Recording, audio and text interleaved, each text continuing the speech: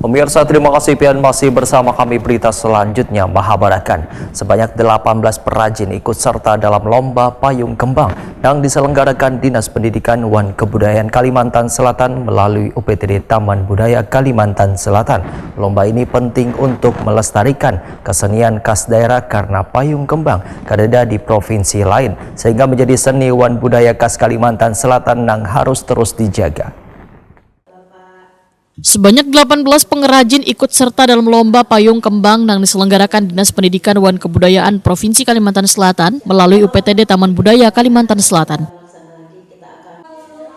Kegiatan dalam rangkaian Temu Karya Taman Budaya Indonesia ke-24 tahun 2025 di Kalimantan Selatan dilaksanakan di Gedung Balerung Sari Taman Budaya Kalimantan Selatan, Jalan Hasan Basri, Banjarmasin Utara, Baisukan Ahad 14 September 2025. Lomba tersebut menghadirkan 3 dewan juri, yaitu Ketua Umum Yayasan Lestari Anggrek Kalimantan Selatan Siti Wasila, pengamat budaya Kamarul Hidayat, dan Ketua DPW P2 LIPI Kalimantan Selatan Nawang Wijayati.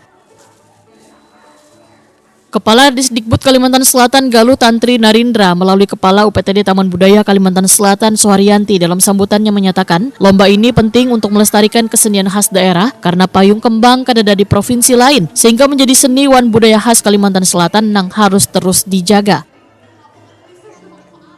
Tahun ini peserta masih didominasi pengrajin dari Banjarmasin, namun ke depan akan melibatkan pengrajin dari 13 kabupaten kota di Kalimantan Selatan agar dapat turut serta berpartisipasi. Sedangkan karya payung kembang terbaik nantinya akan dipilih sebagai dekorasi utama panggung pembukaan Temu Karya Taman Budaya.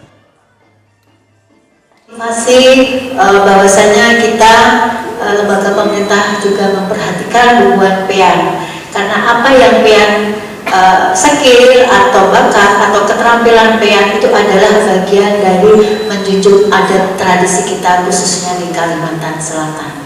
Jadi ini adalah yang tujuan kita bersama, tidak lain kita hanya mau mengembangkan, melestarikan, menjaga aset-aset budaya kita di Kalimantan Selatan, khususnya membuat adanya payung kembang, karena perlu memperhatikan di provinsi-provinsi lain bahwa payung kembang itu rasanya tidak ada ya Bu ya. Dan tadi Ulun ada berbincang-bincang.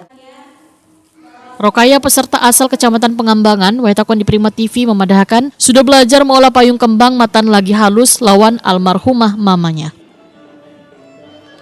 Menurut Rokaya, lomba mengolah payung kembang ini terakhir diadakan sebelum COVID-19. Wan berharap dapat rutin dilaksanakan saban tahun. Halus tuh mulai SD lah.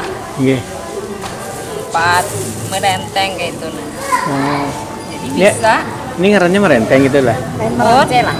Merenteng kayak ini. Ini kan manuk, kawat, gasan yang di atasnya songkol payung. Oh.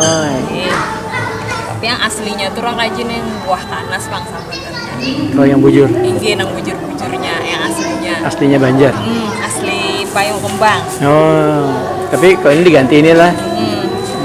Adanya yang kayak ini, nah ini kan mempertahankan apa payung kembang tradisi. Gaya apalah. Ini nah harapan pian kayak apa kalau kayak ini? Mudahan naik tiap tahun ada, soalnya kan kemarin terakhir tahun berapa itu Pak Ai? Iya. Rasanya pas corona kalau kada salah lah ya. Yang kada mulai, yang kada lagi dari tahun-tahun kemarin itu ada diadakan lomba payung kembang. Iya. Jadi mudahan tetap. Alhamdulillah kan tahun ini diadakan lagi kayak itu.